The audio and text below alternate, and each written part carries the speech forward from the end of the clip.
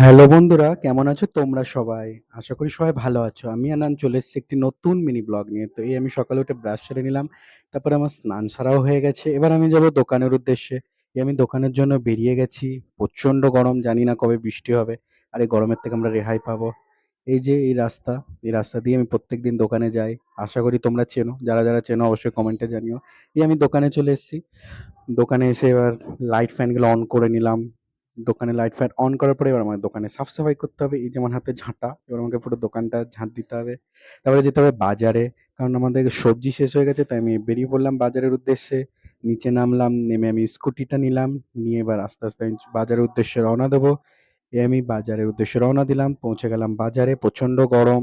বাজারে সবজি দেখছিলাম কোন সবজিটা নেওয়া যায়। তো নানান দিকে থেকে চুজ করলাম পটল নিতে হবে। পটল নিয়ে নিলাম।